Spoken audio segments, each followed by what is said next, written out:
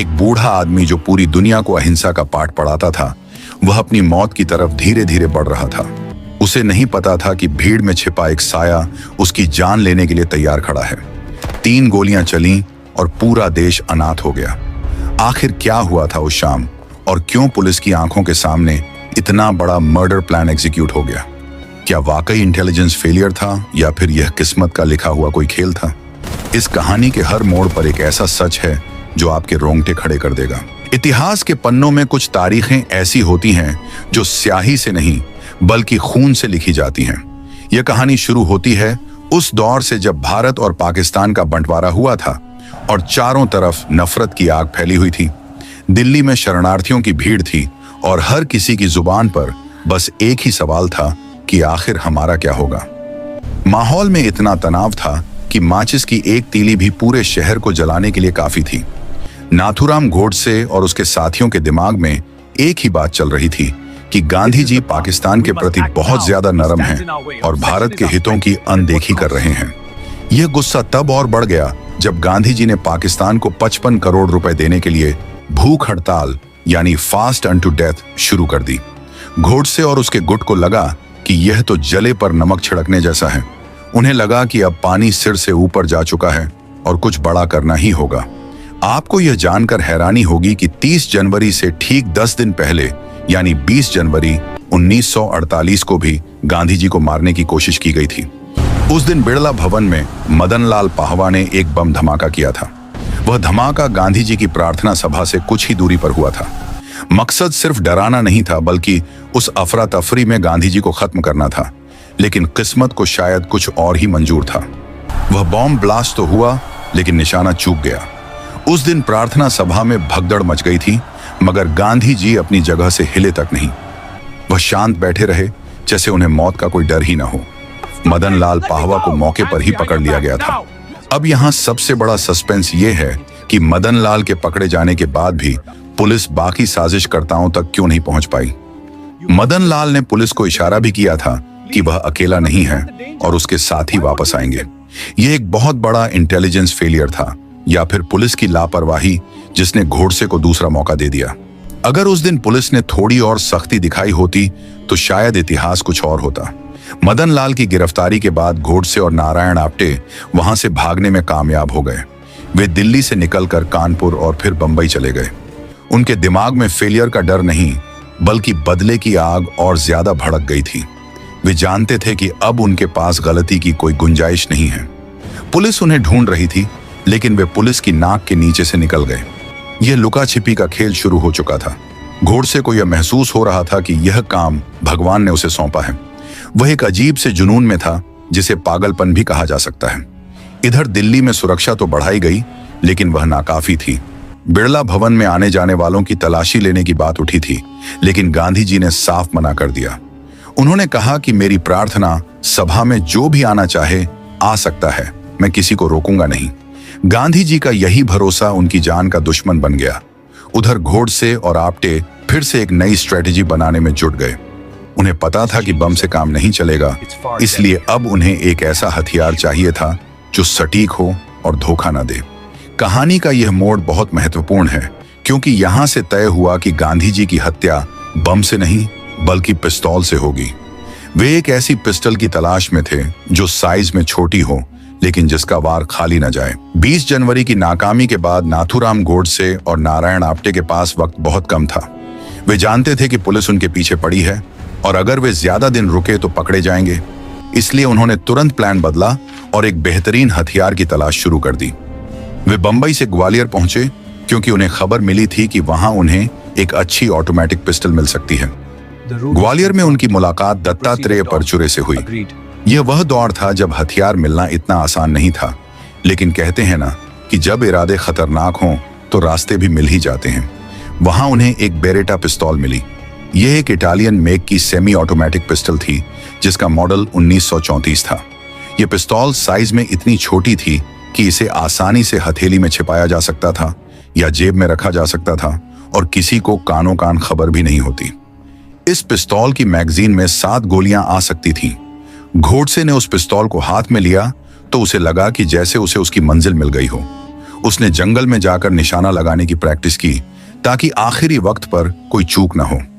आप सोचिए, एक तरफ पूरा देश आजादी का जश्न मना रहा था और संविधान बनाने की तैयारी कर रहा था, वहीं दूसरी तरफ देश के ही कुछ लोग अपने राष्ट्रपिता की हत्या की तैयारी कर रहे थे। यह सिचुएशन कितनी अजीब और डरावनी थी। ग्वालियर से हथियार लेने के बाद वे 29 जनवरी को वापस दिल्ली के लिए रवाना हुए। ट्रेन के सफर में घोड़से एकदम शांत था, जबकि आपटे थोड़ा बेचैन नजर आ रहा था। घोड़से ने अपने मन को पूरी तरह पक्का कर लिया था। उसे लग रहा था कि वह जो करने जा रहा है वह धर्म युद्ध है। यह एक इंसान का ब्रेन वॉश होने की इंतहा थी। वे दिल्ली रेलवे स्टेशन पहुंचे और वहां उन्होंने रिटायरिंग रूम नंबर 6 बुक किया। स्टेशन की भीड़ भाड़ में किसी ने उन पर ध्यान नहीं दिया। वे आम मुसाफिरों की तरह ही लग रहे थे। किसी के माथे पर नहीं लिखा होता कि वह हत्यारा है। 29 जनवरी की रात उनके लिए बहुत भारी थी। शायद उन्हें नींद भी नहीं आई होगी। वे जानते थे कि अगली सुबह या तो वे अपना काम कर देंगे या फिर फांसी के फंदे पर झूल जाएंगे। उधर बिड़ला भवन में गांधी जी अपनी रोज की दिनचर्या में व्यस्त थे। उन्हें कई बार चेताया गया था कि उनकी जान को खतरा है। सीआईडी के पास इनपुट्स थे कि मदन लाल के साथ ही वापस आ सकते हैं। डीआईजी ने तो यहां तक कहा था कि प्रार्थना सभा में आने वाले हर व्यक्ति की तलाशी ली जाए। लेकिन गांधी जी ने अपनी जिद नहीं छोड़ी। उनका कहना था कि अगर मुझे मरना है तो मैं प्रार्थना करते हुए मरना पसंद करूंगा, न कि डर कर। ये एक तरह का सस्पेंस बिल्डअप हो रहा था, जहां एक तरफ मौत अपने हथियार पहने कर रही थी और दूसरी तरफ शिकार अपनी धुन में मग्न था।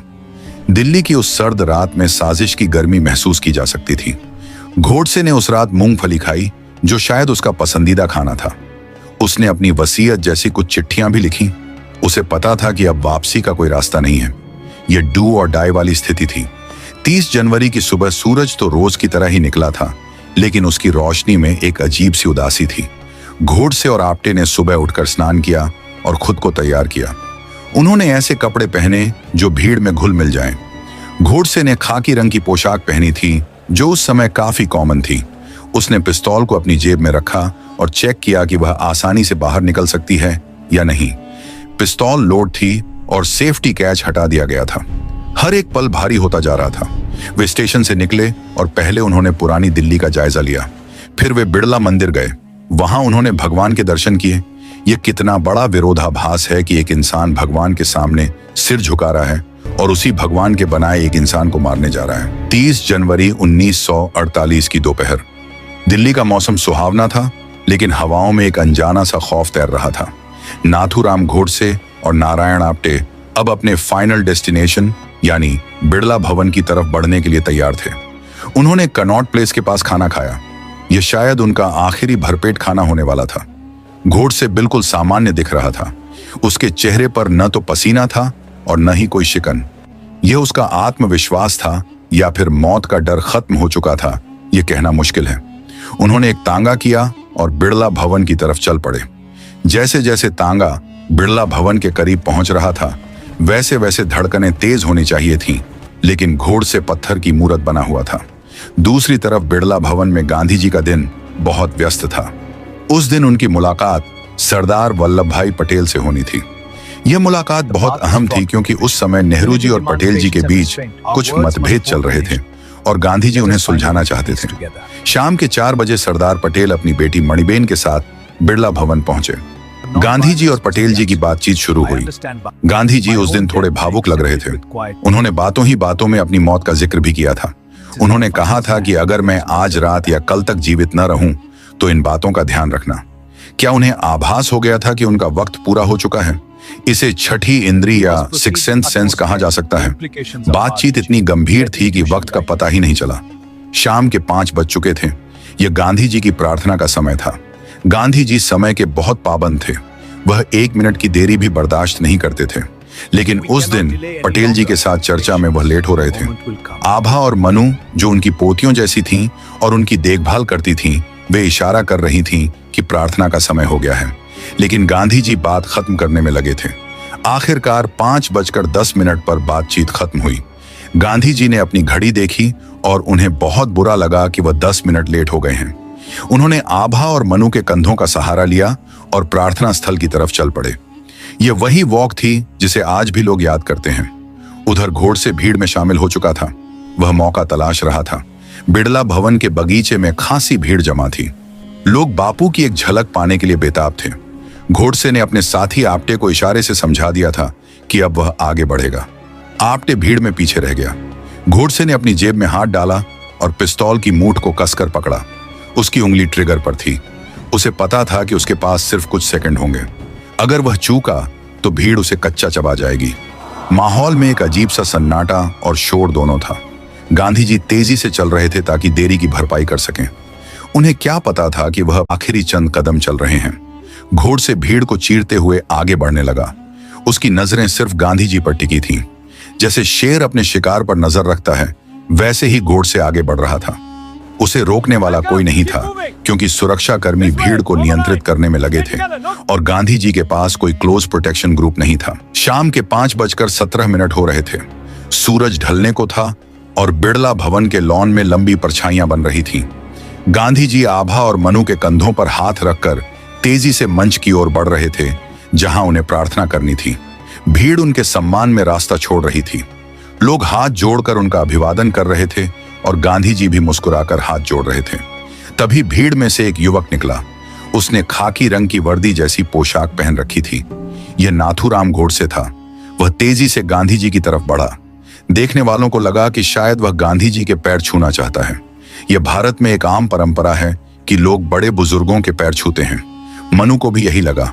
घोड़से ने गांधी जी के सामने आकर नमस्ते किया। मनु ने देखा कि यह आदमी रास्ता रोक रहा है और बापू को पहले ही देर हो चुकी है। मनु ने घोड़से से कहा कि भैया, बापू को पहले ही 10 मिनट की देरी हो गई है, आप हट जाइए। लेकिन घोड़से के इरादे तो कुछ और ही थे। उसने झटके से मनु को धक्का दिया। मनु के हाथ से बापू का पीकदान और माला छूटकर नीचे गिर गई। इससे पहले कि कोई कुछ समझ पाता, घोड़से ने बिजली की फुर्ती से अपनी जेब से वह काली बेरेटा पिस्तौल निकाल ली। यह सब इतना अचानक हुआ कि किसी को प्रतिक्रिया देने का वक्त ही नहीं मिला। घोड़से ने पिस्तौल गांधी जी के सीने की तरफ तान दी। उस वक्त घोड़से और गांधी जी के बीच बमुश्किल 1 या 2 फीट की दूरी रही होगी। एक पल के लिए दोनों की नजरें मिलीं और फिर वो हुआ जिसकी गूंज आज तक सुनाई देती है। धां धां धां, एक के बाद एक 3 गोलियां चलीं। पहली गोली गांधी जी के पेट में लगी, दूसरी पसलियों के बीच और तीसरी सीधे सीने में। गोलियों की आवाज से पूरा बिड़ला भवन गूंज उठा। पक्षी पेड़ों से उड़ गए। सन्नाटा चीख में बदल गया। गांधी जी के मुंह से आखिरी शब्द निकले, हे राम। हालांकि इस पर भी कुछ विवाद है कि उन्होंने हे राम कहा या नहीं, लेकिन जनमानस में यही बात रची बसी है। गोलियां लगते ही गांधी जी के हाथ जुड़े रह गए और वह धीरे धीरे जमीन पर गिर पड़े। उनका सफेद कपड़ा खून से लाल होने लगा। यह दृश्य इतना भयावह था कि वहां मौजूद लोगों को अपनी आंखों पर विश्वास नहीं हुआ। जिस इंसान ने पूरी जिंदगी अहिंसा की बात की, उसका अंत इतनी भयानक हिंसा से हुआ। घोड़से ने गोलियां चलाने के बाद भागने की कोशिश नहीं की। उसने पिस्तौल हवा में लहराई और अपनी जगह पर खड़ा रहा। वह चाहता तो भाग सकता था या भीड़ का फायदा उठा सकता था, लेकिन उसने सरेंडर करना चुना। या शायद वह जानता था कि अब भागने का कोई मतलब नहीं है। जैसे ही लोगों को होश आया कि क्या हुआ है, भीड़ घोड़से पर टूट पड़ी। लोग उसे मारने पीटने लगे। अगर पुलिस वहां तुरंत नहीं पहुंचती तो शायद भीड़ घोड़से को वहीं खत्म कर देती। पुलिस ने बड़ी मुश्किल से घोड़से को भीड़ से बचाया और गिरफ्तार किया। उधर गांधी जी को तुरंत उठाकर अंदर कमरे में ले जाया गया, लेकिन तब तक बहुत देर हो चुकी थी। उनकी धड़कनें थम चुकी थीं। भारत का वह सितारा जो आजादी की रोशनी लाया था, अब बुझ चुका था। यह खबर जंगल की आग की तरह पूरी दिल्ली और फिर पूरे देश में फैल गई। ऑल इंडिया रेडियो पर प्रसारण रोक दिया गया। प्रधानमंत्री जवाहरलाल नेहरू और सरदार पटेल दौड़ते हुए बिड़ला भवन पहुंचे। नेहरू जी तो बच्चों की तरह रो रहे थे। उन्हें विश्वास ही नहीं हो रहा था कि उनके बापू उन्हें छोड़कर चले गए हैं। उन्होंने रेडियो पर देश को संबोधित किया और वह ऐतिहासिक भाषण दिया जो आज भी रोंगटे खड़े कर देता है। उन्होंने कहा कि हमारे जीवन से रोशनी चली गई है और अब चारों तरफ अंधेरा है। The light has gone out of our lives. ये लाइन सुनकर पूरा देश सिसक उठा था। उधर पुलिस स्टेशन में घोड़से एकदम शांत बैठा था।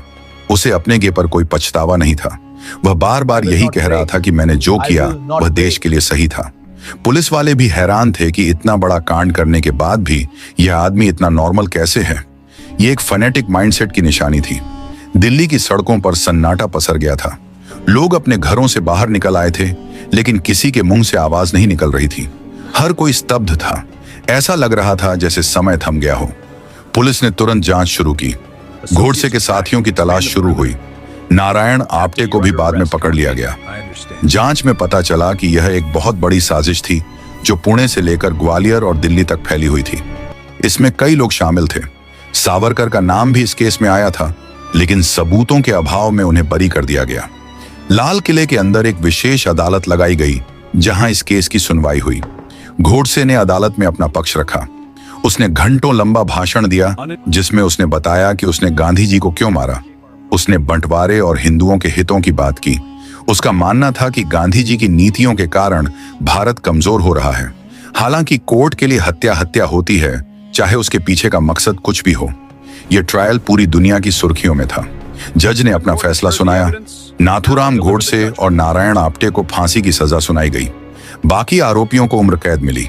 यह न्याय की जीत थी, लेकिन जो नुकसान हो चुका था उसकी भरपाई कोई अदालत नहीं कर सकती थी।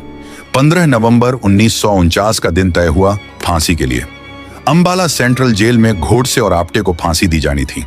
आखिरी वक्त तक भी गोडसे के चेहरे पर शिकन नहीं थी। वह अपने विश्वास पर अडिग था। तो दोस्तों, यह थी उस दुर्भाग्यपूर्ण दिन की पूरी दास्तां जिसने भारत को झकझोर कर रख दिया। हम जल्द ही लौटेंगे एक और दमदार कहानी के साथ। तब तक के लिए जय हिंद।